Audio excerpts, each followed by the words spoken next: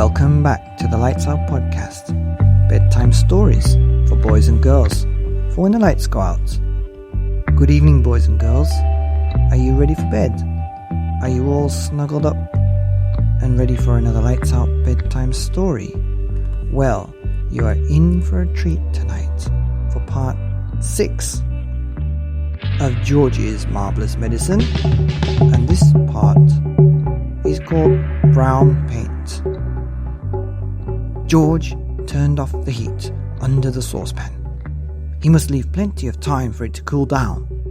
When all the steam and froth had gone away, he peered into the giant pan to see what colour the great medicine now was. It was deep and brilliant blue. "It needs more brown in it," George said. "It simply must be brown or she'll get suspicious." George ran outside and dashed into his father's tool shed where all the paints were kept. There was a row of cans on the shelf, all colours: black, green, red, pink, white and brown. He reached for the can of brown. The label said simply, "Dark brown gloss paint, 1 quart." He took a screwdriver and prized off the lid. The can was 3/4 full. He rushed it back to the kitchen. He poured the whole lot into the saucepan. The saucepan was now full to the brim. Very gently, George stirred the paint into the mixture with a long wooden spoon. Aha!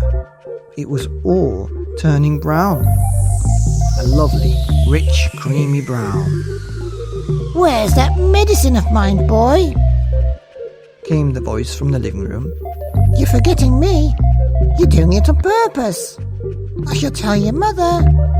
"I'm not forgetting you, Grandma," George called back.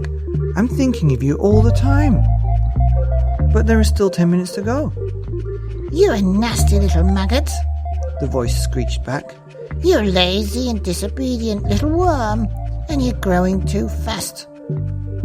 George fetched the bottle of Grandma's real medicine from the sideboard. He took out the cork and tipped it all down the sink. Then he filled the bottle with his own magic mixture by dipping a small jug into the saucepan and using it as a pourer. He replaced the cork. Had it cooled down enough yet? Not quite. He held the bottle under the cold tap for a couple of minutes. The label came off in the wet, but that didn't matter.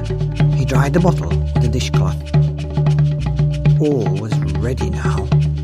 This was it. The great moment had arrived. "Medicine time, Grandma," he called out. "I should hope so too," came the grumpy reply. The silver tablespoon in which the medicine was always given lay ready on the kitchen sideboard. George picked it up.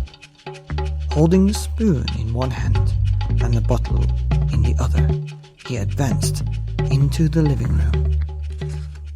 And that's the end of part 6 of George's Marvellous Medicine, Brown Paint.